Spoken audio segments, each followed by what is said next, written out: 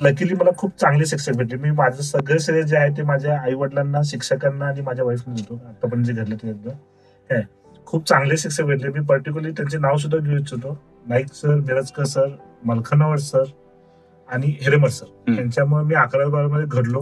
हा जर आर्किटेक्ट झाला तर म्युझियममध्ये जास्त स्कोप नाही. हा कुठंतरी पुण्याला, मुंबईला किंवा आउट ऑफ इंडियाला घेऊन जाईल. आपलं पोरगं आपल्यापाशी राहायचं असेल तर ह्याला MBBS ला घालायला मिळतं त्याला. आय डिडंट नो की बाबा रियाज इज माय बॅचमेट. मॅडम तसं बघायला गेलं तर मॅडम पुणे विद्यापीठामध्ये टॉपर आहेत. म्हणजे बोर्डात ह्या 21 आहेत. ऍक्च्युली त्यावेळी सुद्धा खूप चांगले गुरु भेटत गेले मला. म्हणजे मेडिसिनला सुद्धा मिशन मध्ये David sir, Praveen Kulkarni sir, Shashi sir, madam, त्यानंतर गांधी सर, राघवकर सर. मायक्रोबायोलॉजीचा पेपर आला. मायक्रोबायोलॉजी पेपर मध्ये मला फक्त एकच क्वेश्चन होत होता, ट्युबरक्युलोसिस. तर मी पूर्ण ते 20 पेजेस ट्युबरक्युलोसिस लिहित होतो आणि बाकी काही पण पाहिजे तसं लिहून म्हणजे थोडंफार लिहून येत होतं.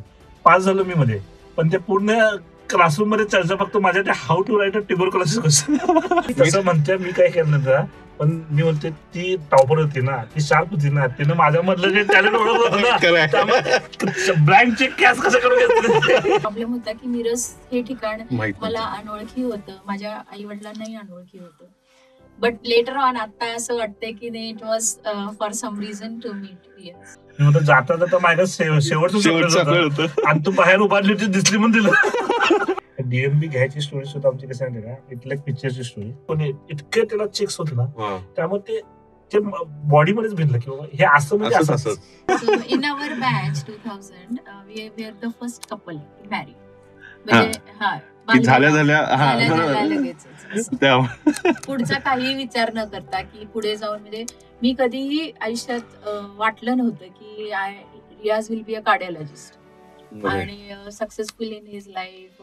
तुला टेन्शन असेल, टॉपर आहे आणि आपण प्रपोज करतोय. मला माझ्यात कॉन्फिडन्स होता. माझ्यासारखा जावी कंदरी घेऊन सुद्धा भेटणार नाही. He is the first student to pass after his guide.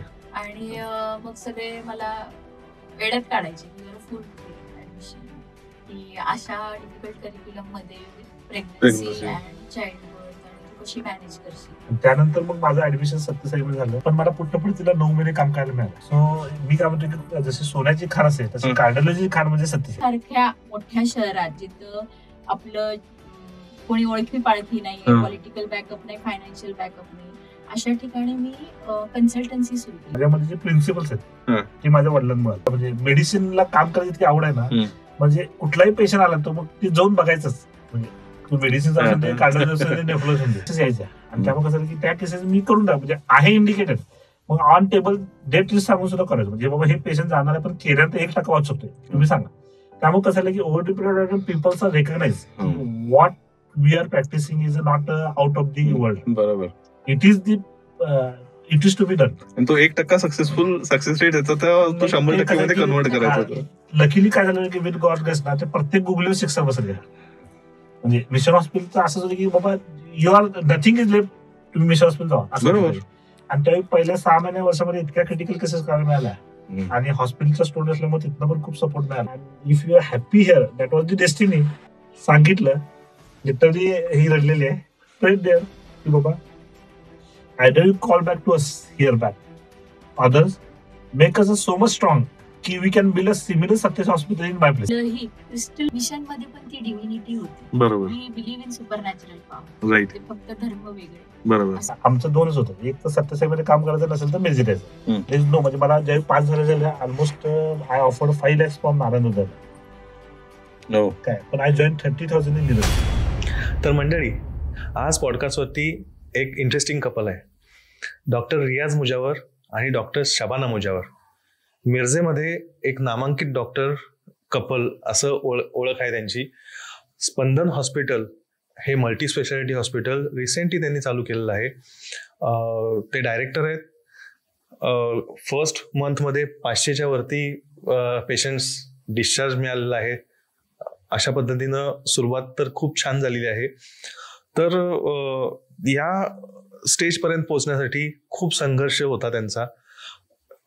As a couple कसं त्यांचं लग्न झालं, पण त्यांचे पर्सनल आयुष्य याच्यावरती आपण उलगडत गेलेलो आहे. पर्सनल आयुष्यामध्ये आलेले संघर्ष, त्याच्यातून काढलेले मार्ग, सोल्युशन्स, या सगळ्या विषयी आपण डिटेल अशी माहिती घेतलेली आहे.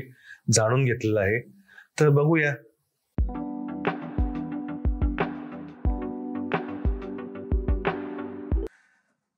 नमस्कार मंडळी, गोलगप्पावरती आज एक इंटरेस्टिंग सब्जेक्ट आहे. माझ्याबरोबर डॉक्टर रियाज मुजावर आणि डॉक्टर शबाना मुजावर ह्या आहेत. आणि ऍक्च्युली डॉक्टर रियाज मुजावर म्हणजे मिरजेमध्ये आपण आरोग्याची पंढरी आपण म्हणतो.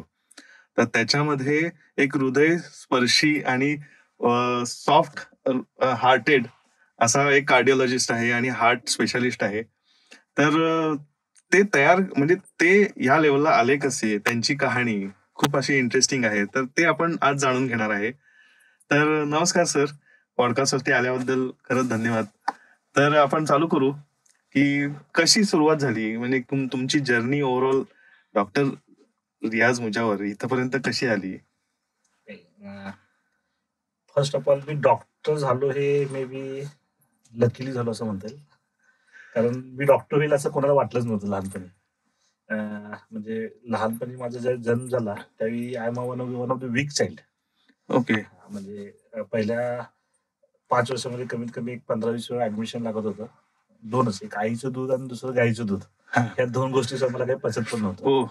त्यामुळं तसं बघायला गेलं तर माझे सगळे जे मोठे ब्रदर सिस्टर कझिन जे आहे ते निमली स्कूलमध्ये होते. पण मला अभ्यास झेपेल की नाही हा विचार करून त्यावेळी मराठी मीडियम स्कूलमध्ये घातलं. आणि त्यावेळी अभिनव बाल विद्यालयाचं नाव खूप चांगलं होतं आणि ती आमच्या वडिलांच्या दुकानाच्या बाजूला होती. ओके. त्यामुळे त्या ठिकाणी मला घातलं गेलं काय की वडिलांचं तिथे जवळपास लक्ष असेल आणि हे आणि झालं तसंच. म्हणजे 5वी मध्ये मी ज्यावेळी गेलो की मला बोलता जास्त येत नव्हतं. त्यामुळं मी जे बोलायचो म्हणजे तोत्र बोलायचो तेच मी लिहायचो. 4थी पर्यंत बरं होतं की शिक्षक 1 to 1 कॉन्टॅक्ट होता, समजायचे मार्क्स पडायचे. 5वी मध्ये विद्यामंदिरला ऍडमिशन घेतल्यानंतर झालं की प्रत्येक विषयाला वेगळे शिक्षक. तो जो शिक्षक आणि विद्यार्थीचा एक असल्यामुळे जो टच होता तो थोडाफार टच होता, पण ट्युनिंग तो प्रत्येक शिक्षकामुळे होत नसायचा. बरोबर. त्यामुळे 7वी पर्यंत मी इंग्लिशमध्ये फेल आलो. ओके. लकीली 8वी मध्ये मला सुगम सर आणि चौगुले सर म्हणतो, सुगम क्लासेस चौगुले सर आणि चौगुले मॅडमचा संपर्क झाल्यानंतर इंग्लिशमध्ये पहिल्यांदा 35 मार्क घेऊन पास झालो. ओके. मॅथ्स आणि सायन्स हे पहिल्यापासून चांगलं होतं. 10वी मध्ये चांगले मार्क पडले पण असं काही खूप जास्त नव्हतं. मॅडम तसं बघायला गेलं तर मॅडम हे पुणे विद्यापीठामध्ये टॉपर आहेत. म्हणजे बोर्डात ह्या 21व्या आहेत. अरे 11वी-12वी मध्ये लकीली मला खूप चांगले शिक्षक भेटले. मी माझं सगळं श्रेय जे आहे ते माझ्या आई वडिलांना, शिक्षकांना आणि माझ्या वाईफने देतो. आतापर्यंत जे घडले ते काय खूप चांगले शिक्षक भेटले. मी पर्टिक्युलरली त्यांचे नाव सुद्धा घेऊ इच्छितो. Naik sir, Mirajkar sir, Malkhanawat sir आणि हिरेमठ सर यांच्यामुळे मी 11वी-12वी मध्ये घडलो. लकीली त्यावेळी क्लॅरिफिकेशन काय नव्हतं डॉक्टरला जायचं, त्यामुळे ए आणि बी ग्रुप हे दोन्ही ठेवले गेले होते. बरोबर. काही कारणामुळे थोडं असं वाटलं की आपल्याला बी ग्रुपमध्ये मार्क पडणार नाही, त्यामुळे ए ग्रुपचा खूप चांगला अभ्यास केला. इंजिनिअरिंगला ऍडमिशन मिळत होतं. आर्किटेक्चर हे माझं त्यावेळी सुद्धा पॅशन होतं, आज सुद्धा पॅशन होतं. आणि त्यावेळी की मार्क चांगले पडले होते आणि बऱ्यापैकी सगळे वॉल्चन कॉलेज वगैरे मिळत होते. पण बाय लक त्यावेळीची एंट्रन्स एक्झाम जी होती ती 12वीच्या एक्झाम नंतर झाली, कारण फर्स्ट एक्झाम ही आधी झाली होती. त्यामुळे त्यावेळी परत बायोलॉजीचा अभ्यास केला आणि एंट्रन्स मध्ये सुद्धा रँक आला.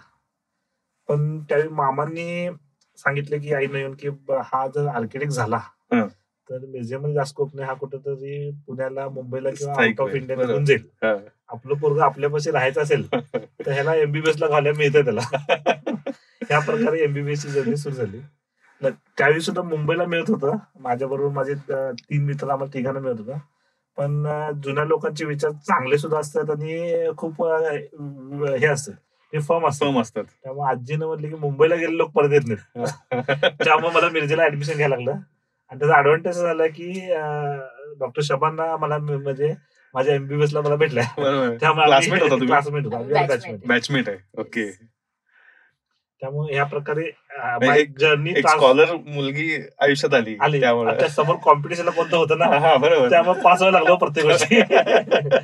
म्हणजे लकीली हे पण सांगतो की माझं डीएनबीचं ऍडमिशन दोघांचं एकत्र झालं आणि काही कारणास्तव फॉर्म रिजेक्ट झाला आणि माझं ऍडमिशन 6 महिना लेट झालं. आणि जे डीएनबीला आम्ही ऍडमिशन घेत होतो त्यावेळी कसं होतं की डीएनबीचा रिझल्ट 2 to 10% होता लक्षात. आणि शबानाची एक्झाम पहिला होती. शबाना तशी बघितली तर एमबीबीएस ला 4 वर्ष युनिव्हर्सिटी टॉपर होती. बापरे. आणि तिला DNB paediatrics with pregnancy pass होणं खूप काही डिफिकल्ट होतं. ती फर्स्ट अटेम्प्ट मध्ये पास झाली. त्यामुळे मला टेन्शन आलं तर मी मेडिसिनला पास होतो का. मग तुमचं लग्न कसं म्हणजे कहाणी थोडीशी सांगू शकाल काय? ऍक्च्युली माझं जे ऍडमिशन झालं 2000 साली आमच्या दोघांचं MBBS ला ऍडमिशन झालं. बरोबर. 2 मार्कानं माझं BJ मेडिकल कॉलेज उठलं. Okay. मी प्रॉपर आम्ही सोलापूरचे पण स्थायिक आम्ही वालचंदनगरला होतो. ओके. त्यामुळे मला पुणे जवळ पडत हा. होतं. मिरज मी हे कधी बघितलं नव्हतं आणि मिरज सांगलीमध्ये जास्त रिलेटिव्ह नाही, त्यामुळे येणं जाणं पण आमच्या रिलेटिव्ह आणि आई वडिलांचं नव्हतं. बरोबर. पण मे बी डेस्टिनी ऑर लक जे काही तुम्ही म्हणाल ते, आणि मला मिरज गव्हर्नमेंट मेडिकल कॉलेजला ऍडमिशन मिळालं. तर 2000 साली आमच्या दोघांचंही ऍडमिशन झालं. बरोबर. फर्स्ट इयरला आम्ही एकमेकांना ओळखत नव्हतो. I was very like straight forward kid आणि रिस्पॉन्सिबल, आणि आय डिडंट नो की बाबा रियाज इज माय बॅचमेट. बरोबर. कुणाला मुलांना म्हणजे मान वरती करून पण कधी बघितलं नाही. आणि अभ्यास करायचा आहे त्यामुळे गोल इज वॉज ती लाईक कसं स्ट्रेट फॉरवर्ड होती ना. 10वी पर्यंत बोर्डात, तेच ना. 12वी मध्ये. अरे फर्स्ट इयरला रियाज मुला ही व्यक्ती माहित नव्हती म्हणजे विचार करा. सेकंड इयरला जेव्हा आमचं कॉलेजचे कॉम्पिटिशन्स असतात, थोडं सोशल आणि कल्चरल प्रोग्राम्स असतात, त्यावेळेस मला समजलं की बाबा this student also is there in, कारण का आमचे ग्रुप पार्टिसिपेशन आणि असं कल्चरल इव्हेंट्स वगैरे व्हायचे, ट्रिप व्हायच्या कॉलेजच्या दरम्यान. तर त्यावेळेस माझी ओळख झाली. But that too was like student and classmate with us, असं होतं. आणि मग नंतर the journey went on and after having आमचं असं एक मत होतं दोघांचंही, unless until our parents are agreed we will not continue the relationship. So parents were also agreeing. आणि मग माझे पेरेंट्स, मी एल्डर डॉटर आहे, त्यामुळे त्यांनी सांगितलं की इंटर्नशिप झाल्यानंतर लग्न करायचं, मग PG जे काही आहे तू तुझ्या सासरी करायचं. म्हणजे तुम्हाला डॉक्टरच व्हायचं होतं? हा, मला हे लहानपणापासून. येस, बिकॉज माझे आजोबा म्हणजे मम्मीचे पप्पा, त्यांनी फार मला असं मोटिवेशन दिलेलं की बाबा, मी लहानपणापासून बोर्डात होते, फर्स्ट होते कायम. तर त्यांनी सांगितलं की आपल्या फॅमिलीत कोणी नाहीये तर तू होऊ शकतेस. आणि माझ्या आईला पण त्यांनी धीर दिलेला तसाच. तर म्हणजे माझे वडील मेकॅनिकल इंजिनियर, त्यांचं जॉब होतं, पण जेमतेम जे कमवायचे ते सगळं हे, त्यामुळे बॅकअप असा काही फायनान्शियल स्ट्रॉंग असा काही नव्हता. He was also from a middle class family, struggling and everything, family responsibility असं. मग आई वडिलांना असा प्रश्न पडायचा की हिला तर डॉक्टर व्हायचं आणि ते लहानपणापासून स्वप्न पण बघते, पण जर कदाचित आपल्याला आपण फेल झालो तर तिला मेरिट मध्ये जर ही नाही बसली तर आपण कसं हिचं ड्रीम पूर्ण करायचं. पण माझ्या आजोबांनी माझ्या आईला धीर दिलेला, काही असू दे आपण ते पार पाडूया. अनफॉर्च्युनेटली जेव्हा माझं ऍडमिशन झालं तेव्हा माझे आजोबा नव्हते, ही एक्सपायर्ड बिफोर दॅट. पण लकीली मी अभ्यास केला जिद्द लावून आणि मला मिळालं गव्हर्नमेंटमध्ये, त्यामुळे आई वडील अगदी खुश होते आणि खर्च काही नव्हता गव्हर्नमेंट असल्यामुळे. आणि मी कंटिन्यूड द जर्नी असं. फक्त एवढाच एक प्रॉब्लेम होता की मिरज हे ठिकाण मला अनोळखी होतं, माझ्या आई वडिलांनाही अनोळखी होतं. बट लेटर ऑन आता असं वाटतंय की नाही, it was for some reason to meet Riyaz असं. मग इंटर्नशिप झाल्यानंतर आमच्या आई वडिलांनी सांगितलं की लग्न हे करायचंच. आता तुम्ही फर्स्ट रँकर होता, हा सेकंड असायचा का कसं असायचं? बॅक बेंच होतो म्हणजे पण असं होतं की चर्चेत जास्त असत. म्हणजे एक्झाम्पल सांगतोय की फर्स्ट इयरला काही कारणास्तव मी ट्रान्सप्लांट वाचलं होतं. आय थिंक यांच्या मामांचं सुद्धा ट्रान्सप्लांट झालं होतं. आणि निशा म्हणून माझी फ्रेंड आहे, ती त्यावेळी जास्त मुलींबरोबर बोलणं वगैरे हा प्रकार नव्हता. ते कसं होतं की आमच्या ह्याच्यात किडनीचं डिसेक्शन झालं आणि त्याची जी हे होती ती खूप छान झाली होती. त्यामुळे मग ते सरांनी ते घेऊन आले आणि म्हणजे की ते अप्लाय करणार कसं झालं. आणि मी त्याच वेळी जस्ट हे वाचलं असल्यामुळे कसं की ट्रान्सप्लांट वाचल्यामुळे अप्लाय करणार ट्रान्सप्लांट बद्दल मी 15 मिनिटं बोललो. मला बाकी त्या किडनीच्या अनाटॉमी बद्दल काय माहिती नव्हतं, जे पाहिजे माहित पाहिजे काय. पण पूर्ण कॉलेजमध्ये अशी चर्चा होती की काय अभ्यास करायचं. माझं लक असं असतं की मी जे करतो तेच मला येतोय. सेकंड इयरला सुद्धा she is topper in all subject. आणि मायक्रोबायोलॉजीचा पेपर आला. मायक्रोबायोलॉजी पेपर मध्ये मला फक्त एकच क्वेश्चन होत होता, ट्युबरक्युलोसिस. तर मी पूर्ण ते 20 पेजेस ट्युबरक्युलोसिस लिहिलं होतं आणि बाकी काही पण पाहिजे तसं लिहून म्हणजे थोडं पण लिहिलं होतं. पास झालो मी मध्ये, पण ते पूर्ण क्लासरूम मध्ये चर्चा फक्त माझ्या ते how to write a tuberculosis question. My luck is always good with me. MBBS होता म्हणजे आता ह्याच्या नादाला लागून जनरली कसं होतं की हॅरिसन हे book generally post graduation book आहे, पण ही वाचायची म्हणून मी पण वाचलं ते. बरोबर. आणि एक्झामच्या आदल्या दिवशी आलं टेन्शन, आता रिवाइज कसं करायचं, त्यामुळे असं ओपन केलं आणि वाचलं. त्या ठिकाणी एक जियाबारी सिंड्रोम एक टॉपिक होता, तो वाचला. तो कधी कुठल्या फुल क्वेश्चन म्हणून एमबीबीएस आला होता. ओपन केला, वाचला. Next day morning that was full question. अरे so my luck is very good. आणि पण जे काय तयार करतोय ते फिक्स, त्यामुळं ती जी प्रिपरेशन आहे ती म्हणजे थोडक्यात यामुळेच म्हणजे कॉमन प्रॉब्लेम्स पण येत नाहीत तुझ्याकडे. जे अनकॉमन येत आहेत, ते जे क्रिटिकल येत आहेत ते तू सॉल्व्ह करतोस इझिली. लकीली कसं मी तेच केलं असतं प्रत्येक म्हणजे इच अँड एव्हरी स्टेप मी जे केलं ते मला त्यावेळी त्याला आलेलं आहे. मग आता इंटर्नशिप केली आणि मग लग्न हे केलं. इंटर्नशिपच्या दौरान आमच्या फॅमिलीने ठरवलं की बाबा एंगेजमेंट सेरेमनी असं काही झालं नाही, पण फिक्स केलं की करायचं. आणि माझे वडील म्हणाले की इंटर्नशिप पूर्ण होऊ दे, मग आपण लग्न करूया. मग आमचं डिसेंबर जानेला इंटर्नशिप संपली. 8 दिवसाची फक्त सुट्टी घेतली आणि लगेच फेब्रुवारीला वी मॅरिड 16 फेब्रुवारी 2006. तसं म्हटलं आमचं बालविवाह होतं.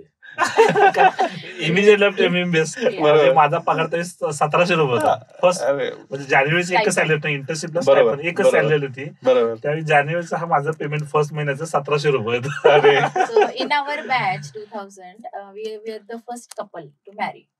म्हणजे झाल्या लगेच पुढचा काही विचार न करता की पुढे जाऊन, म्हणजे मी कधीही आयुष्यात वाटलं नव्हतं की Riyaz will be a cardiologist आणि सक्सेसफुल इन हिज लाईफ और nothing. We were living only in present what it is and we will just carry with all our struggle.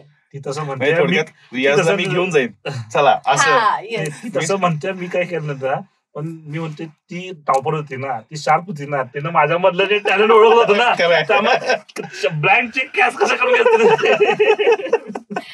ते अजून मला विचारते. म्हणजे लकीली आपण अशाच प्लेस मध्ये की जिथून हार्डली 3 मिनिट्सवरती प्लेस आहे, ज्या ठिकाणी पहिल्यांदा आम्ही भेटलो. जीएमसी गव्हर्नमेंट मेडिकल कॉलेज मध्ये. त्या ठिकाणी आता 9 to 9 जे आहे ना, त्या ठिकाणी पूर्वीचं छोटं कॅन्टीन टाईप होतं. आणि आय थिंक व्हॅलेंटाईन डेज होतं, चॉकलेट डे म्हणून त्या दिवशी सेलिब्रेट केला होता. आणि ते अजून सुद्धा मला विचारतंय तू मला चॉकलेट काय दिलं. मी म्हणतो जाता जाता माझ्या शेवटचं चॉकलेट होतं आणि तू बाहेर उभारली होती दिसली म्हणून दिलं. आता खरं असंच आहे का? असं आहे. तिला अजून सुद्धा मी सांगतो माझ्या शिल्लक असल्यामुळे दिलं मी. मग म्हणजे त्यांनी वेगळं घेतलं ते, त्यांना स्पेशल वाटलं ते चॉकलेट. पण ठीक आहे ना, ही कॅडबरी मिळाली ना, त्यावेळी स्पेशल असं काय नव्हतं. Maybe we just met first time right. नाही पण आणि प्रपोज केल्यानंतर सुद्धा कसं झालं का, कोण प्रपोज केलं? तसं मीच प्रपोज केलं. पण ते कसं की प्रपोज केलं, मी तुला सांगितलं असं मग ती म्हणजे मला वडिलांना विचारलं की सगळं. तुला टेन्शन असेल, टॉपर आहे आणि आपण प्रपोज करतोय. मला माझ्याच कॉन्फिडन्स होता ना. मी तुला बोललो ना की म्हणतो माझ्यासारखा ती म्हणजे आई वडिलांना विचारला लागेल. आणि I am a very family person. I don't want म्हणजे आई वडिलांना आणि मला काही करायचं नव्हतं. आणि पळून जाऊन किंवा असं it was not in my right. म्हणून मला आपला 14 होता असं. मी तुला काय सांगितलं माहिती का की माझ्यासारखा ज्यावेळी कंदरी घेऊन सुद्धा भेटणार नाही म्हणतो काय, तरी पण विचार कर म्हणतो. आणि माझं कन्सेप्ट लाईफ मध्ये क्लिअर आहे, जर माझं असेल तर माझ्यापाशी येणार आहे. म्हणजे माझ्या वडिलांकडनं ते हे केलं की don't run behind anything, you can try it. म्हणजे प्रयत्न करायचे नाही असं नाही, but if it is not yours it will not come to do. If it is yours it will कुठे युनिव्हर्स येणारच. त्यामुळे 40 days not talk after that. Okay. Propose केल्यानंतर 40 दिवस भेटलो नाही. म्हणजे तिला माझा म्हणजे माझं भेटत राहिलं सुद्धा मे बी डिफरंट थिंग. भेटला नसल्यामुळे नसल्याचं जे असं मी नसेल तर काय पोकळी ती तिला जाणू दिली. म्हणजे असं व्यवस्थित प्लॅन करून केलं. पॉडकास्ट मध्ये अशा काही गोष्टी उलगडणार नाही आहेत ना की बऱ्यापैकी मी फ्री आहे. म्हणजे माझ्या घरातलं मी ही गोष्ट माझ्या सासूंना पण सांगितली. म्हणजे की असं हे केलं होतं प्रपोज केलं, त्यांना असं बोलणं की माझ्यासारखं ज्यावेळी सासू सासऱ्यांना कंटिन्यू सुद्धा समजले. म्हणजे आमची सासू पण मॅडम सगळी हुशार आहे. ती म्हणजे बरोबर आहे, म्हणजे आम्हाला असता जरा भेटला नसता, पण आमची मुलगी सारखी पण तुम्हाला बायको भेटली नसते. So mother is always right. नाही खरंच म्हणजे एक मस्त वाटते की एक छान कंपॅनियन तुम्ही दोघं जण, आणि ही जी जर्नी चालू आहे ती खरंच भारी चालली आहे. मग आता त्याच्यानंतरच म्हणजे आता इंटर्नशिप झाली, मग नंतर मग कसं आता मॅरिड होतं तुम्ही, त्यामुळे लग्न करा चाललं. आता कसं मी लहान होतो ना, ही मोठी. असं आहे का? हा, म्हणजे लहान म्हणजे वयानं नाही, माझ्या घरात मी लहान. हा, आणि हा बरोबर. त्यामुळे माझ्या भावाला मुलगी ओळखायला लागली जबरदस्तीनं लवकर. आमच्यात 8 महिन्याचा डिफरन्स आहे. I am younger 8 months then. Okay. She is 16 March, I am 16 July. 82, 83. Okay, भारी. मग नंतरची जर्नी जी होती, आता तुम्ही म्हणलं की रियाज कार्डिओलॉजिस्ट होईल असं कधी वाटलं नव्हतं, मग ते कसं झालं काय? ऍक्च्युली जेव्हा इंटर्नशिप झाल्यानंतर लग्न झालं, त्यानंतर थोडं फॅमिली ह्याच्यामुळे थोडं I wanted to conceive, because of my personal reasons. आणि मग मी प्रेग्नंट होते फर्स्ट चाइल्डला, आणि we both desperately wanted the child. आणि त्याच दौरान आमची पीजीची सीईटी म्हणजे एंट्रन्स एक्झाम जे असतं ते झालं. मग जी आपली महाराष्ट्र सीईटी होती त्यात आमचा रँक जो आहे तो आम्हाला मिळत होतं, MD MS एव्हरीथिंग, पण ते खूप लांब होतं आणि आम्हाला घरी राहून हे करायचं होतं, किंवा ऍटलिस्ट जवळपास तरी करायचं होतं. म्हणून आम्ही DNB एक्झाम दिली. DNB त्या काळी म्हणजे 2005 साली फार रेअर होतं. DNB म्हणजे diploma It is equivalent to MD, but it is run by Delhi board. All India board असतो. Okay, central board we can say. आणि जे असते MD MS it is state board kind of असं. तर त्यावेळेस आम्ही निर्णय घेतला की ते देऊयात. आणि it is one of the toughest exam, DNB CET. आणि ते क्लिअर होणं पहिलं मुद्दा होता.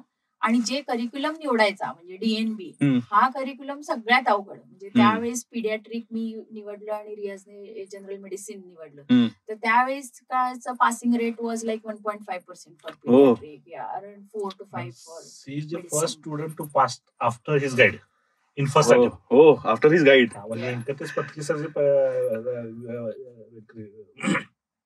विनायक पत्की सर आहे ना, फर्स्ट अटेम्प्ट मध्ये पास झाले होते. त्यानंतर ऑलमोस्ट 10 वर्षानंतर she is the student who pass in first attempt. Yes, I am the first student of doctor Vinayak Patki.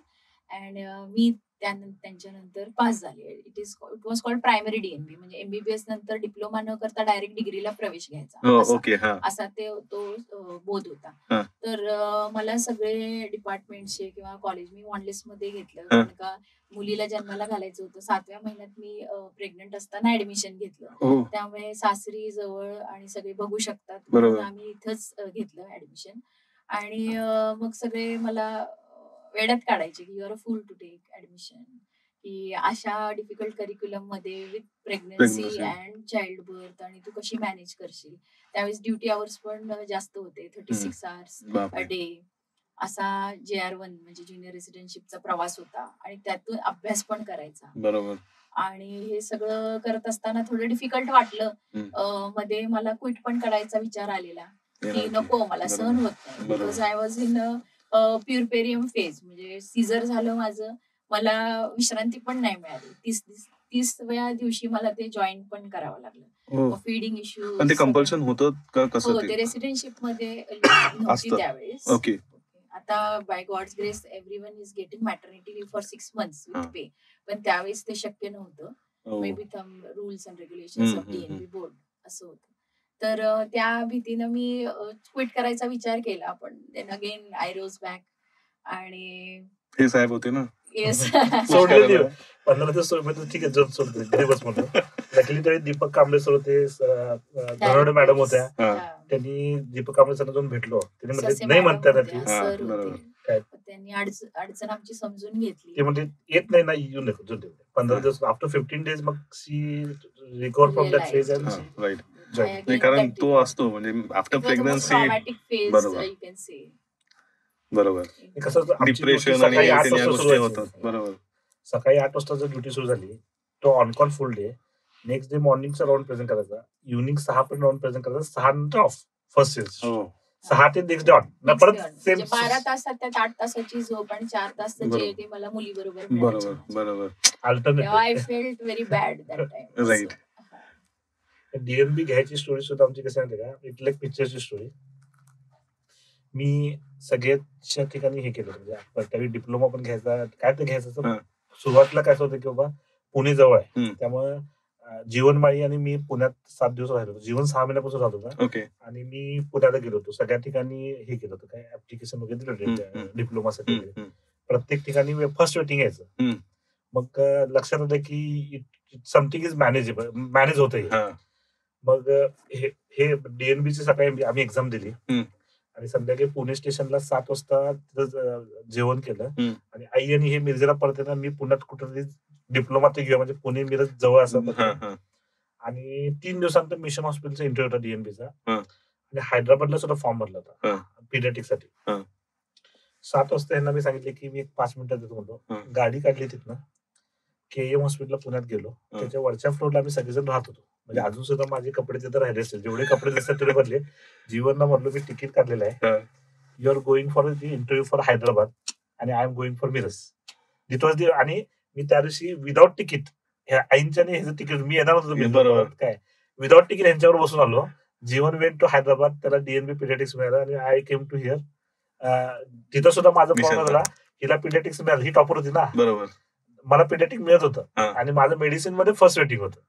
Okay. आणि मला मेडिसिनच करायचं. मेडिसिन करायचं कारण कसं म्हणजे पूर्वी MBBS ला असताना कसं मिरजेमध्ये सगळे मोठे मोठे ऑर्थोपेडिक्स हॉस्पिटल होते, ते सगळे बघून असं लिजंड वाटायचे ना. त्यामुळे I want to become orthopaedics. पण इंटर्नशिप मध्ये असं लक्षात आलं की हे ड्रेसिंग बेसिंग मला काय जमणार नाही. आणि माझे वडील सोरटू सरांकडे 1-2 दिवसासाठी ऍडमिट होते. सोरटू सरांचं नाव त्यावेळी असं होते की लिजंड ना.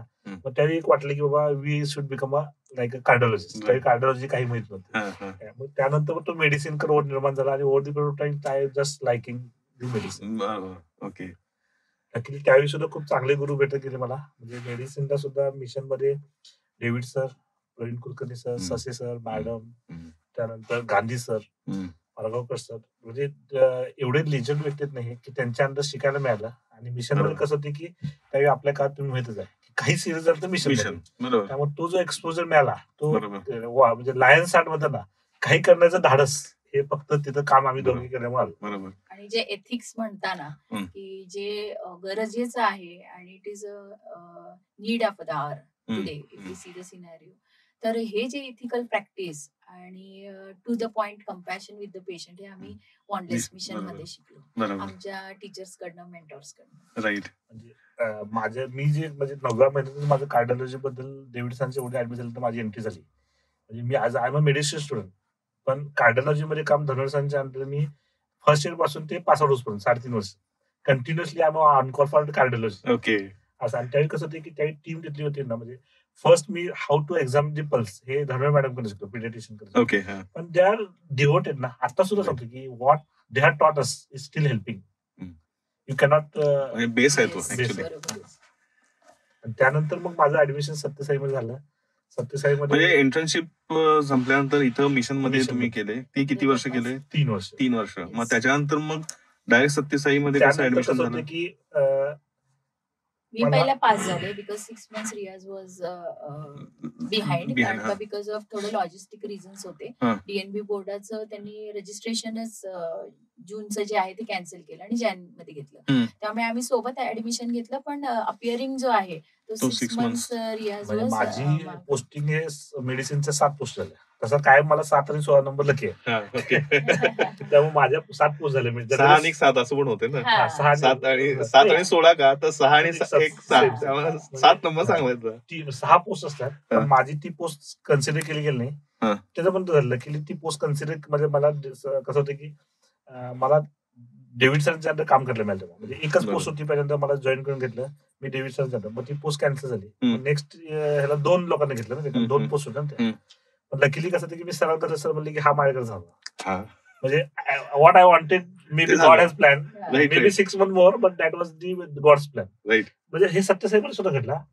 तसं बघितलं तर सत्यसाईला म्हणजे इट इज लाईक खूपच असं म्हणजे ऍडमिशन म्हणजे मला पूर्वी कसं वाटायचं की बाबा रुबीमध्ये घ्यावं किंवा केअर हॉस्पिटलला घ्यावं किंवा एस्कॉटला घ्यायचं होतं.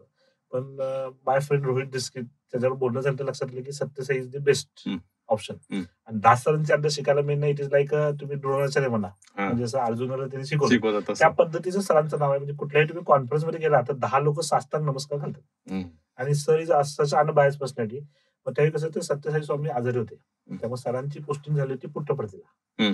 माझं गेलो मी, मला पुट्टपर्तीला मिळत होतं. सत्यसाईला 3 सीट होतं, माझा 3rd नंबर होता.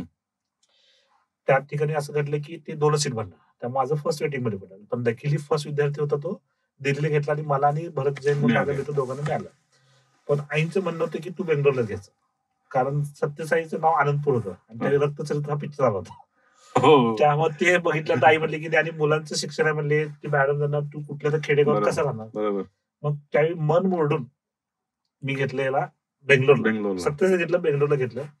आणि स्वामींच्या नंतर मग तसं मी सेकंड होतो, भरत फर्स्ट सेकंड. त्यामुळे तिकडचे एचओडी इकडे एचओडी झाले ते. त्यामुळे ही सीन भरतचे गाईड ते एचओडी झाले आणि सेकंड जे होते ते माझे हे झाले.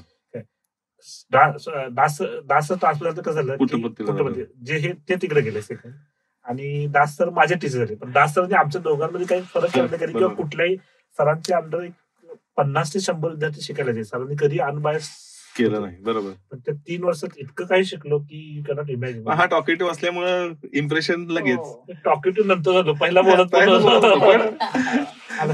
इम्प्रेशन. पण सरांचं असं होतं की ही अनबायस, म्हणजे यू कॅनॉट सी की सच अ पर्सनॅलिटी. म्हणजे आणि भरतचं पण मी खास बोलायला इच्छितो की म्हणजे आम्ही तिथे गेलो होतो त्यावेळी कसं होतं की फायनान्शियल स्टेटस खूप मोठा नव्हता. म्हणजे we well settle middle class family होती.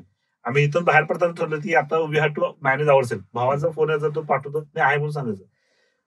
आणि आमच्यावर जे तिथं गेल्यानंतर कसं झालं की आमच्यावर एक आमची घरची व्यक्ती आली होती, पण त्याला परत जायला लागलं काय समभाव हे आमच्या घरात जे. त्यामुळे 2 महिन्याचा मुलगा, Zoya is around 5 years, 4-5 years. त्यामुळं पहिल्या ह्याच्यामध्ये इतकं रात्री आंघोळ घालायला कसं 10 वाजता ते नियमानुसार रात्री आंघोळ पण घालायचे मुलाला. त्यामुळे 10 वाजता ही आंघोळ घालायला माझं थांबायची. त्यामुळे भरत हॅज हेल्प लाईक एनिथिंग. म्हणजे रामायणमध्ये जी भरतची पर्सनॅलिटी असते ना रामासाठी तिने, तसं Bharat is done for me everything. म्हणजे अजून सुद्धा म्हणतो की त्याला मिरजेले we can build our empire more. पण त्यामुळे सगळं की इट वॉज म्हणजे प्रत्येक ठिकाणी चांगल्या व्यक्ती भेटत गेल्या आणि व्हेरी गुड टीचर्स. म्हणजे सत्यसाई सुद्धा चालतं की ऍडमिशन कसं होतं की माझं फर्स्ट वेटिंग होतं.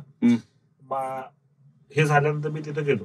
तिथे गेल्यानंतर म्हटलं की माझे 13 तारखेला इथं निघालो, 14 तारखेला माझं त्या ठिकाणी हे होतं काय 14 फेब्रुवारी व्हॅलेंटाईन माझं ऍडमिशन झालं. तर 7 दिवसांनी माझं ऍडमिशन होतं की माझे सर्टिफिकेट सगळे सबमिट करून जातो, तुम्ही ते नाही म्हणते. इथं येणारा माणूस फक्त स्वामींच्या इच्छेमुळे येतो. त्यांची इच्छा असेल तर तुम्ही 14 तारखेला ना तुमचे सर्टिफिकेट 14 तारखेला सबमिट करून घेतले जातील. अरे त्यामुळे somehow I am graced with all my family members, my wife and my teachers. आता पुट्टपर्तीला तुम्ही शिफ्ट झाला, मग पुट्टपर्ती बेंगलोरला. पण मला पुट्टपर्तीला 9 महिने काम करायला मिळालं. म्हणजे 3 महिने मी ऑफिशियली कसं असतं बाहेर पोस्टिंग करायला लागतं, ती पुट्टपर्ती मिळाली मला. आणि फेलोशिप म्हणजे मी I am the only person who has official fellowship. म्हणजे डीएनबी कार्डिओलॉजी म्हणजे MBBS ची 4 वर्ष, 1 वर्ष इंटर्नशिप, 1 वर्ष मेडिकल ऑफिसर पोस्ट, त्याच्यानंतर 3 वर्ष मेडिसिन, त्याच्यानंतर 3 वर्ष कार्डिओलॉजी. ओके. त्याच्यानंतर कसं होतं ज्यावेळी कार्डिओलॉजी पास झालं तो रिझल्ट म्हणजे ती डिसेंबरची बॅच होती. ऍडमिशन फेलोशिपला जूनला होतं, त्यामुळे ते 6 महिने प्लस 1 वर्षाची फेलोशिप अशी जर्नी होती. आणि ऑफिशियली मी तिथं फेलोशिप करू शकलो सत्यसाई. बरोबर. मग त्याच्यानंतर अमेरिकेला पण तुला अमेरिकेला कसं होतं त्यावेळी कसं होतं की बलून मायक्रोहोलोटोमी, स्ट्रक्चर हार्ट डिसीज आपल्याकडे आहेत, पण अमेरिकन पॉप्युलेशन मध्ये तो पार्ट जो म्हणतो रोमॅटिक हार्ट डिसीज तो कमी झालाय. मग तिथल्या विद्यार्थ्यांना इकडे शिकायचं असतं. आणि आमच्याकडे एक शिक्षक होते जे US मध्ये हिज लर्न प्रॅक्टिस स्वामींच्या डिव्होटी असल्यामुळे स्वामींनी बोलल्यामुळे ते चालू होते. त्यांच्या त्या हॉस्पिटलशी रिलेशन असल्यामुळे त्यांनी काय केलं की तिथले 2 विद्यार्थी इकडे यायचे आणि इथले 2 विद्यार्थी त्यांच्या स्पॉन्सरशिप मध्ये जायचे. So I am the first student with Omkar. म्हणजे आम्ही दोघं, ओमकार थोपटे आणि मी, the first student who got selected for that post. And we went to OYO. त्याच्यासाठी काय सिलेक्शन प्रोसेस होती स्ट्रिंजंट का परत? नाही त्यावेळी असणार ना. त्यावेळी आम्ही 4 लोक होतो, पण बेंगलोरच्या आम्हाला दोघांना त्यांनी प्रेफरन्स दिला होता. 4 अकॅडमिक किंवा तुमच्या टॅलेंटमुळे ते केलं select. We both went to the. पण मग आणि 1 वर्ष केलं ना तिथं.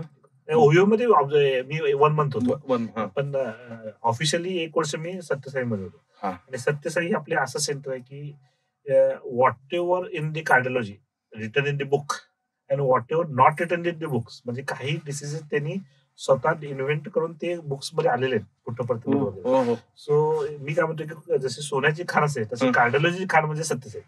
म्हणजे आज सुद्धा माझं reaction time for diagnosis 30 second to 1 minute. म्हणजे तिथला प्रोटोकॉलच होता की संध्याकाळी जर काही आलं तर नेक्स्ट डे मॉर्निंगला तुम्हाला ते यायलाच पाहिजे.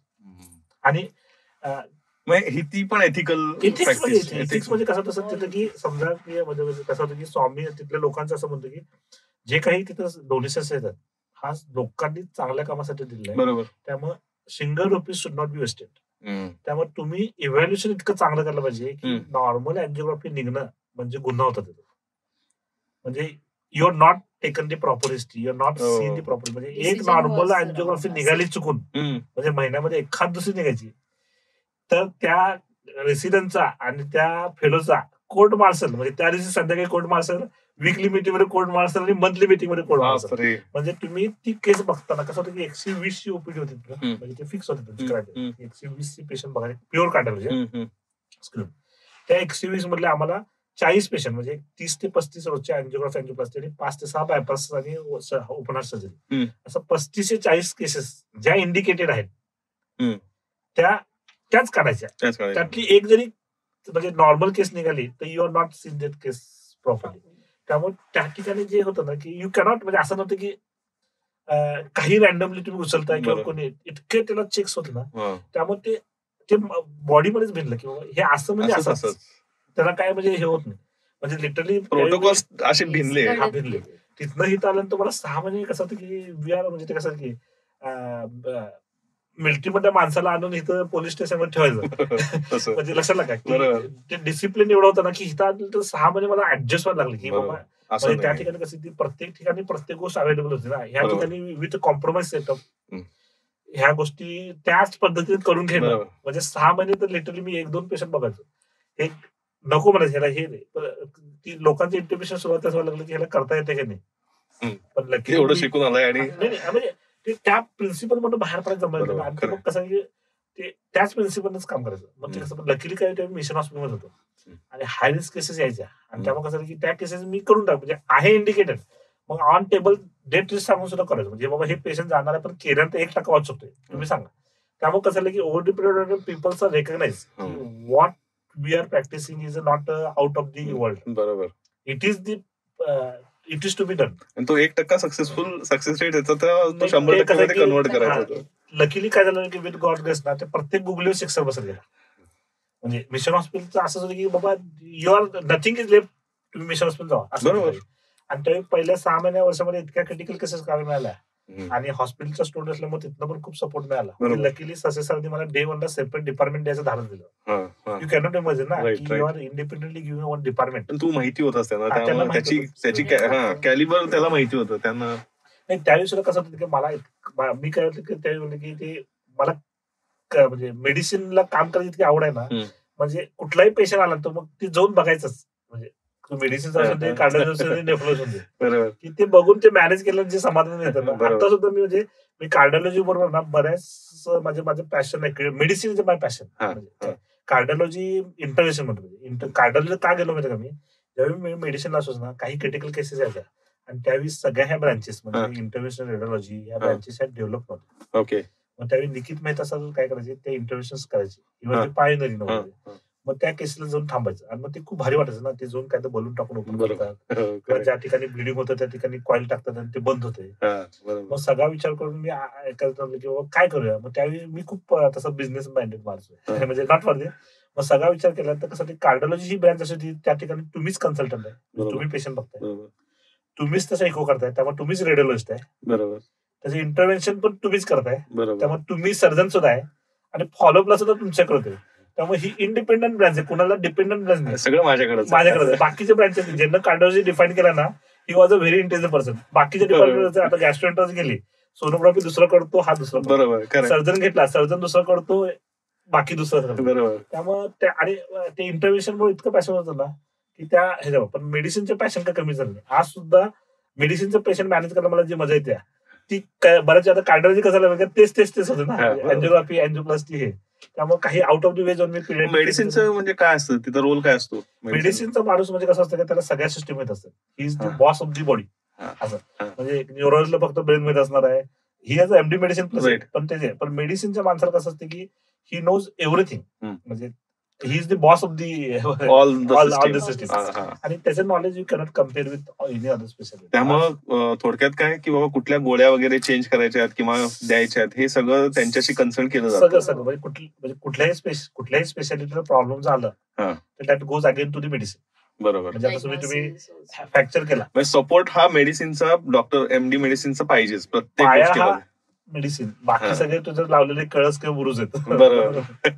मग आता जर्नी कशी बघतो आपण, मिरज टू बेंगलोर टू परत मिरज, युएस परत, म्हणजे Miraj to Bangalore to US to Bangalore का direct Bangalore to direct Miraj. Okay. ती पण सांगतो स्टोरी कशी आहे, म्हणजे माझ्या लाईफ मध्ये कसं नाही काय, म्हणजे माझ्यामध्ये जे प्रिन्सिपल्स आहेत ते माझ्या वडिलांमुळे आले. What ever I practice, ethics म्हणा किंवा हे असं म्हणजे असंच, म्हणजे ते कुणाचं आज सुद्धा कुणाचं ऐकत नाही मध्ये ते प्रिन्सिपल. पण माझ्या लाईफ मध्ये 2 आयर्न लेंड आहेत, एक म्हणजे माझी आई आणि दुसरी वाईफ. त्यामुळे ज्यावेळी मी तुम्हाला सांगितलं की मला इंजिनिअरिंग पॅशन होतं माझं, आर्किटेक्चर जायचं. म्हणजे वॉलचंद कॉलेजला सिव्हिल इंजिनिअरिंग कारण त्यावेळी आर्किटेक्चर सब्जेक्ट नव्हता. बरोबर. त्यामुळे वॉलचंदला सिव्हिल घ्यायचं हे पॅशन होतं. पण त्यावेळी आमच्या मामांनी येऊन काय सांगितलं की हा पोरगा आर्किटेक्ट करतो, मिरजेत थांबणार. बरोबर. आजींनी ह्याला पाठवलं नाही, कुठं मुंबईला पाठवलं नाही. त्यामुळे माझं सगळं एमबीबीएस इथं झालं, डीएनबी मेडिसिन इथं झालं. त्यानंतर कार्डिओलॉजीचं काही आवड निर्माण झाली होती आणि ती मिरजेमध्ये शक्य नव्हती. त्यामुळे बाहेर पडताना आईनी काय सांगितलं तर परत येणार का. तर एक दिवस असं झालं की आईंचा फोन आला, म्हणजे कसं कॅल्क्युलेट केलं माहिती नाही, 27 वर्ष तू शिकतोस म्हणले, फेलोशिपला ऍडमिशन केल्यानंतर, मग आता कधी परत येणार नसले, म्हणजे फेलोशिप संपून येणार म्हणलं. आणि त्यावेळी कसं होतं की फेलोशिप संपली आणि दॅट टाइम इथं जून जुलै होतं आणि जोयाचं ऍडमिशन झालं होतं. त्याची फी अंदाजे 2 लाख भरलेली होती. हिला रिझाईन करायचं म्हटल्यानंतर 2 महिन्याचा पगार ते कॅनॉट डे हे. मग विचार काय केला की मार्च मध्ये आपण परतूया, 8 महिने झाले होते, मार्च मध्ये परतूया. जोयाचं सुद्धा करिअर होतं, हिचं सुद्धा ऑफिशियली आपण रिझिग्नेशन देऊया आणि येऊया. पण त्यावेळी कसं होतं, सत्यसाई मध्ये आमचं 2च होतं, एक तर सत्यसाई मध्ये काम करायचं नसेल तर मिरजेत यायचं. नो, म्हणजे मला ज्यावेळी 5 झाले almost I offered 5 lakhs from Narayan झाल्या काय, पण आय जॉईन 30,000 इन मिरज त्या टाइम. पण मला इथलं पोटेन्शियल माहित होतं आणि मला इथं यायचं होतं, म्हणजे इथे काय मला आवड होती यायची होती.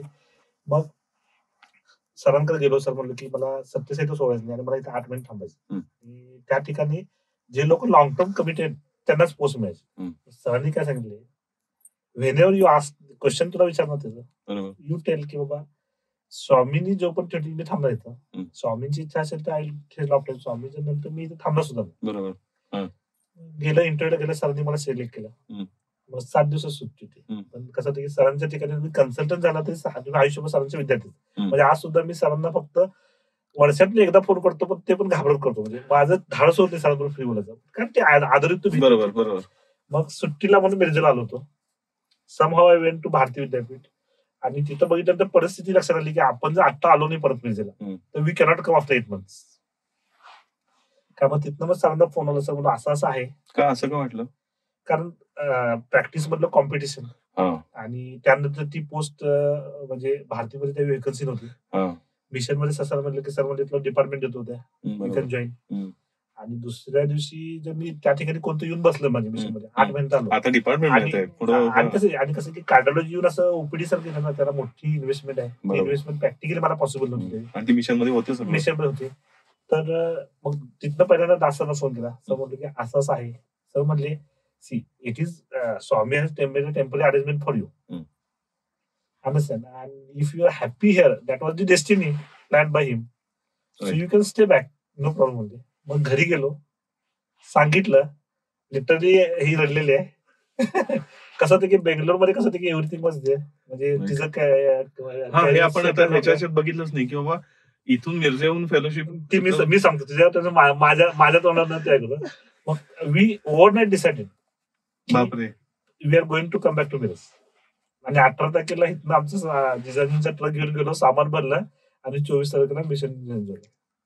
तशी बघितली तर शबाना बद्दलची स्टोरी सांगितलं होतं. शबाना इज अ टॉपर, म्हणजे शी कुठे हॅव गॉट एव्हरीथिंग म्हणजे इन दी हे.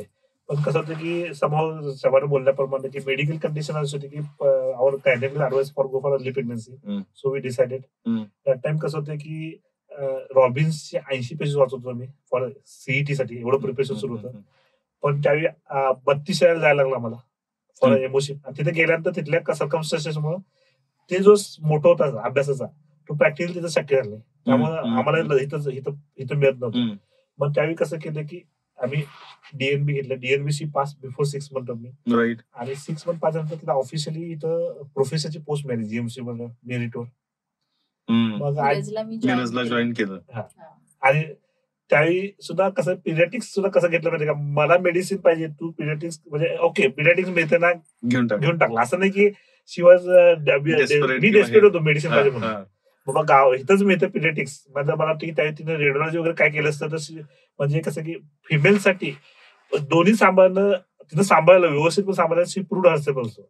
पण ते डिफिकल्ट गेलं असतं त्यावेळी. म्हणजे समजा शी कुठे म्हणजे रेडिओला गेली असते हे गेली असते, शी कुठे हॅव बीन म्हणजे बेटर. मग झालं तिला ऑफिशियली पोस्ट मिळाली. मग माझं ठरलं खेळायला जायचं. 6 महिन्यानंतर बेंगलोरला टाकला. बेंगलोर 6 महिन्यानंतर बॉम्ब टाकला. मग मी म्हणतो तू इथंच राहा. ती म्हणजे 3 वर्ष वेगळं कसं राहायचं. मग इथनं गेलो बेंगलोरला. मग बेंगलोरला कसं होतं की पहिल्या 6 महिन्यामध्ये मूल वगैरे छोटा असल्यामुळे she decided to work in neurology. Zoya तेव्हा 4 वर्षाची. 4 वर्षाची. आर्यन 2 पावणे 2 महिन्याचा होता. शेजारी मेडिकल कॉलेज होतं नेक्स्ट कॅम्पसला, तिथं मला असिस्टंट प्रोफेसरची पोस्ट पण मिळाली. पण त्यांचं अट असं होतं की रात्री ऑन कॉल तिथं फिजिकली राहायचं. आणि घरी कोणी नसल्यामुळे मुलांकडे मी ती पोस्ट नाही घेतली. आणि मग परत again sacrifice and I changed the field. आणि 2 वर्ष मी त्याच कॅम्पसमध्ये न्यूरोलॉजी डिपार्टमेंटमध्ये काम केलं. म्हणजे सत्यसाईमध्ये फक्त 2 डिपार्टमेंट होते, कार्डिओलॉजी आणि न्यूरोलॉजी. मग ती न्यूरोलॉजी मध्ये वेकन्सी होती आणि रियाजने सांगितल्याप्रमाणे तिथं फायनान्शियल क्रंच होता.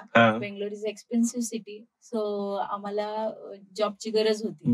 तर रियाजचं स्टायपंड पुरत नव्हतं म्हणून मी जॉब घेतला. त्या लेकराला टाकून मी फक्त माझ्या कॅम्पसमध्ये फिडिंगला मी येऊ शकत होते आणि जात होते म्हणून मी तो कॅम्पस निवडला आणि 2 वर्ष मी तिथे काढले. त्यानंतर असा विचार आला की आपण शिकलोय काय, आपण करतोय काय. आणि मूल पण जरा मोठं झालं लहान मला. तर मग मी परत बेंगलोर सारख्या मोठ्या शहरात जिथं आपलं कोणी ओळखी पाळखी नाही, पॉलिटिकल बॅकअप नाही, फायनान्शियल बॅकअप नाही, अशा ठिकाणी मी कन्सल्टन्सी सुरू केली प्रायव्हेट. आणि ती का इन्स्टंटेनियस डिसिजन. येस. आणि ती का तर I wanted to again prove my self. आणि जॉब धरला तर मग हे सगळे मुलांना वगैरे सांभाळून प्रॉब्लेम होत होता. रियाज तर त्याच्या कार्डिओलॉजीत बिझी. तर मी अपॉइंटमेंट बेस तिथं प्रॅक्टिस केली पीडियाट्रिक की 7:45ला माझी मोठी मुलगी शाळेत जायची तर मी 7:45ला अपॉइंटमेंट द्यायची आणि 12पर्यंत मी ओपीडी संपायची. म्हणजे ती घरी आली की मी पण घरी. बरोबर. असं. आणि परत दुपारी जायची. तर असं करून मी माझं क्लायंटेज वाढवलं. आणि आय एम प्राऊड टू से की I was seeing 100 OPD on weekdays, weekends. कारण का तिथं आयटी हब होता. बरोबर. त्यामुळे ते इव्हन इंटरनॅशनल पेशंट्स वगैरे पण माझ्याकडे यायचे. आणि एवढा डिमांड होता की त्यांनी दुसरा सेंटर पण सुरू केला जो की थोडासा लांब होता आणि ट्रॅफिकमुळे लोक येऊ नाही शकत होते. तर I use to go there also. Teleradiology solutions म्हणून एक प्रायव्हेट ओपीडी टाईप होतं ते. आणि तिथं मी करायचे कन्सल्टन्सी. सो मला असं फार आनंद होतो की एथिक्स सांभाळून कुठलंही क्रिस्टल क्लिअर प्रॅक्टिस मी तिथे केली. आणि one fine day when Riyaz told की I have to leave everything. म्हणजे त्या सकाळी माहित नाही आणि रात्री म्हणतो येस मी प्रूव्ह केलं तर त्याचं थोडस मला दुःख वाटलं. बरोबर. इथं मी जेव्हा होते गव्हर्नमेंटला तेव्हा त्या कारणानं मला जावं लागलं. तिथं मी प्रायव्हेट मध्ये आय एम फ्लरिश्ड. आणि काहीतरी स्वतःहून एक हे केलं होतं ना, प्रूव्ह केलं होतं तिथं स्वतःला. आणि वन फाईन डे म्हणजे for Riyaz I had to leave my career आणि परत आलो. मी तुला एक सांगितलं होतं की 1 वर्ष बघूया आपण. बरोबर. If we not to in 1 year in Miraj, we'll go back to Satyasai and will not join any corporate hospital. We'll work lifelong Satyasai hospital. आणि अजून सुद्धा आमचा प्लॅन आहे मुलं मोठी झाली, आमचे रिस्पॉन्स संपल्या की ज्यावेळी वाटेल की बाबा okay we have done it, की will go back to Swami बोलवतीलच. Yes, असं आहे yes. त्यांचं जे त्या डोम मधनं बाहेर पडताना one with dream your strong की बाबा की सत्यसाई ऍडव्हान्टेज काय होतं माहिती का, hmm. There is no billing counter, it is totally free. हो त्या ठिकाणी नातेवाईकांना रूम ही फक्त 10 रुपयाला मिळायची. ज्या ठिकाणी बाजूला चिटकून मेरिट हॉटेल आहे त्याचं पर रूम भाडं यू कॅन इमॅजिन इज 25,000. जेवण हे 6 रुपयामध्ये मिळायचं.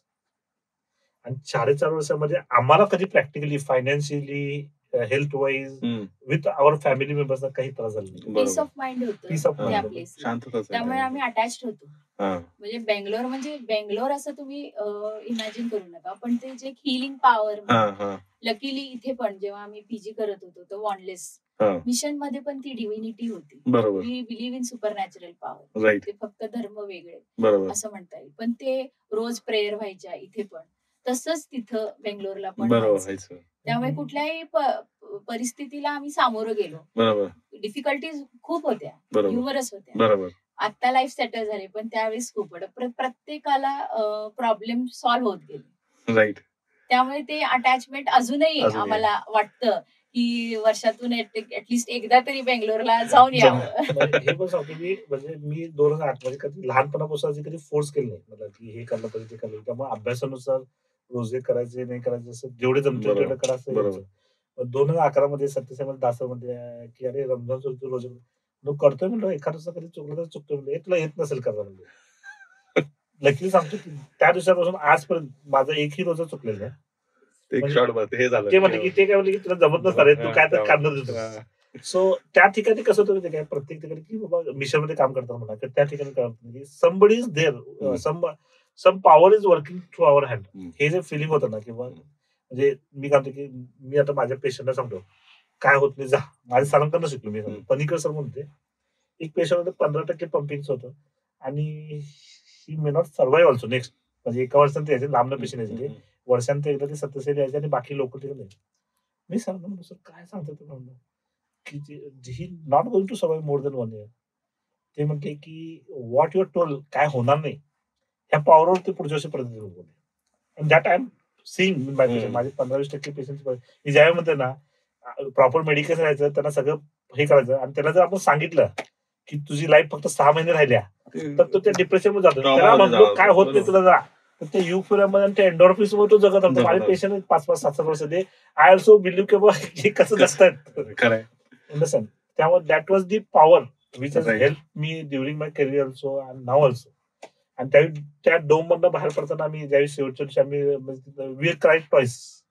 एक म्हणजे मिरजेतलं घर सोडताना मी, आणि दुसरं म्हणजे हिनं तिचं घर सोडताना लग्नाच्या वेळी, मी माझं घर सोडताना बेंगलोरला जाताना आणि त्यानंतर बेंगलोर सोडताना. म्हणजे लिटरली कारण त्यावेळी म्हणतो की वी क्राईड देअर की बाबा either you call back to us here back, others make us so much strong की we can build a similar success hospital in my place. You had to fulfil one of my dream. You can call me back there, or you can help me to become a such thing. I cannot build a Satyasai hospital in Miras. And it is there. Still, that power is working with me. I feel still today something what is happening. It is not because of one human being. Some supernatural power is always there with us. इतके handles येत असतात ना, पण ते next day morning पर्यंत ते सगळे solve झाले असतात. म्हणजे लिटरली एक केस सांगतो, मिशन हॉस्पिटलमध्ये करत होतो.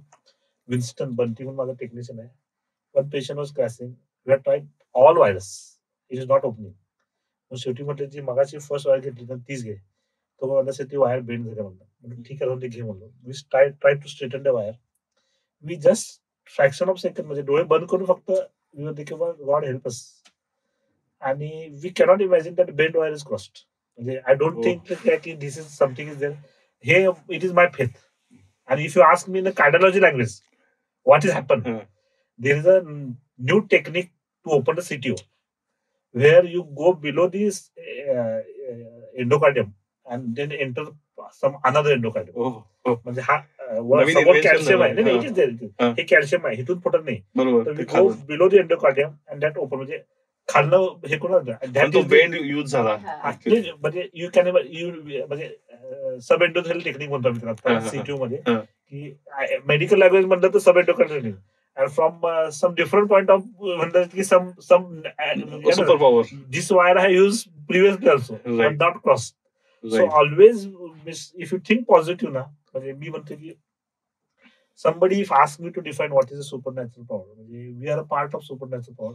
हे सगळ्या एनर्जी जेव्हा एकत्र येतील, what it is we don't know what it is. Right. म्हणजे electrical energy converted to kinetic into the solar. So it is all energy Right. which is can be super. When एकत्र येतील, that can be called as supernatural power. Right. If you think good things will become. Right. If you think negative, bad things will right. become. Right. So always you be positive. सगळं- The supernatural power will be supportive supportive for these positive things. positive things. Right. मग आता त्याच्यानंतर मग आता तिकडून मिरजेची journey झाली, मग तिथून मग हे स्पंदन हे आता जे हॉस्पिटल आहे ते आता केलंय, Yes. पण त्याच्या आधी कुठलं हॉस्पिटल काढलं तुम्ही? नाही, त्याच्या आधी फक्त आर्यन हार्ट केअर आणि Zoya private private OPD OPTs केल्या. हा. काढलं आणि आम्ही जॉईन होतो. मी भारतीला होते, पूर्वी GMC ला होते, त्यानंतर मी भारती शफल केलं आणि रियाज सिनर्जी हॉस्पिटल, भारती असे हॉस्पिटल tie-up केले. अटॅचमेंट. ओके. ओके.